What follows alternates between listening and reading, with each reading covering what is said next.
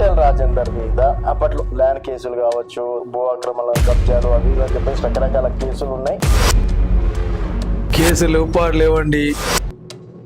ఈటెల రాజేందర్ కాంగ్రెస్ మనిషి, రేవంత్ రెడ్డికి బాగా దగ్గర, అందుకని రేవంత్ రెడ్డి ఈటెల రాజేందర్ ని గెలిపించాడు. కాంగ్రెస్ కంటే ఈటెల రాజేందర్ హుజరాబాద్ లో మరి అదేవిధంగా గజ్వేల్ ఓడగొట్టాం కాబట్టి అట్లాంటి ప్రజానాయకుడు మన చట్టసభల్లో వారి యొక్క గొంతు వినపడాలని చెప్పేసి ప్రజాసభలో మాట్లాడే నాయకుడిని మనం కోల్పోయాలని చెప్పేసి ఇష్టంతో పార్టీలకు ఖచ్చితంగా గెలిపించారండి. కాంగ్రెస్ బీజేపీ ఒకటే అని చెప్పేసి నేను అంటాను. రేవంత్ రెడ్డి ఏదైనా డిఫెండ్ చేసేటప్పుడు ఇక్కడ ప్రతిపక్షంలో పోరాడాల్సింది పోయి రేవంత్ రెడ్డికి సపోర్ట్ చేస్తారు. కిషన్ రెడ్డి కావచ్చు, బండి సంజయ్ కావచ్చు. కిషన్ రెడ్డి గారు ఏ విధంగా మరి రేవంత్ రెడ్డి యొక్క మాటలు తిప్పి కొడుతున్నారో, బండి సంజయ్ గారు ఏ విధంగా తిప్పి కొడుతున్నారో మీరు చూస్తారు కదా. ఈటెల రాజేందర్ గారు హుజరాబాద్ లో ఓడిపోవడం అనేది జరిగింది.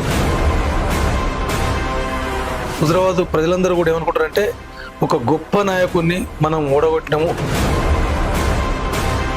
ఈటెల రాజేందర్ గారు కూడా రాష్ట్ర అధ్యక్షుడు రేస్ లో ఉన్నారు. అయినప్పటికీ రాష్ట్ర అధ్యక్షుని హోదా ఇవ్వడానికి వెనకడుగు వేస్తుంది అని కొంత జాప్యం జరగడం మాత్రం వాస్తవమే. శేఖర్ యాదవ్ అనే వ్యక్తి ఈటెల రాజేందర్ మనిషి, భారతీయ జనతా పార్టీ మనిషి. ఈటెల రాజేందర్ గారు బయటికి వెళ్తే శేఖర్ యాదవ్ పరిస్థితి ఏంటి? బయటకు వెళ్ళారండి. ఒకవేళ వెళ్తే వెళ్ళరు అండి వెళ్ళరు అని చెప్తున్నా కదా.